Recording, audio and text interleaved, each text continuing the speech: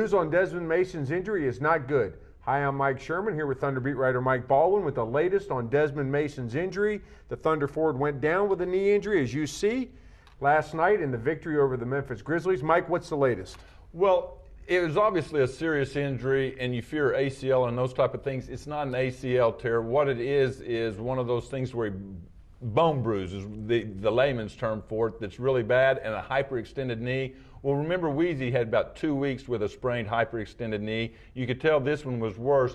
So then I asked Thunder officials, I said, well, if that's the case, he's having arthroscopic surgery. Some guys come back in 4 to 6 weeks. Why is this season ending? And they said, because there's only 10 weeks left in the season. This is about a 10-week injury. The good news for Desmond is it's not going to be a long rehab process. It's not a tear of your ACL where they have to go in and take that strip and sew it back together. But the bad news for the Thunder is he's out for the rest of the season, and now they got to try to find out a way to take on the defensive stopper was his role. He usually guarded the other team's best scorer, and so now that may go to Jeff Green or somebody else. Mike, take us back to when this injury happened. It seemed like Desmond instantly knew it was something bad, although not everybody responded quite that way. Well, the one advantage I have where I sit behind the second row of the press is you can watch the replay right in front of Brian Davis and Grant Long, the guys, so you're looking there to see what happened, because it happened so fast the crowd probably doesn't realize what's going on. But he's trying to stop a breakaway dunk. It's a key part of the third quarter. They've gained momentum. Typical Desmond trying to run down court. As he goes up, when he comes back down, one of the Memphis players slides right under him. It takes his feet out from under him, sort of like a football thing.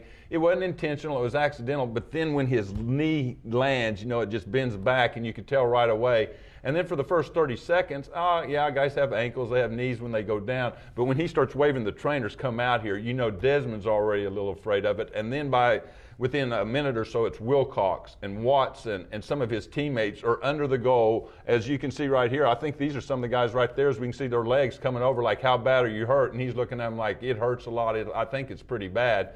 Of course, they don't know until they take tests. They took an MRI Thursday morning. The MRI revealed only a hyperextended knee, but a bone bruise, and it's a 10-week injury. Okay, what did they lose in Desmond Mason beyond the obvious effort and the willingness and ability to guard the other team's best perimeter offensive player? Well, Durant and Green, obviously the two foundation pieces for this team, talked after practice today. They didn't know the severity of the injury at the time, but we said it looks like it's at least a month before he'll be able to get back. How do you respond? And they go, he's the heart and soul, is what I think Durant called him of this team. He's the veteran defensive member. They said he's also the main guy, the main callus on the defensive end. We've all got to pick it up a little bit with our help defense and stop them. So there's no doubt it's a big blow, especially on the defensive end where they'd been making some strides under Ron Adams and some of the things they've been doing.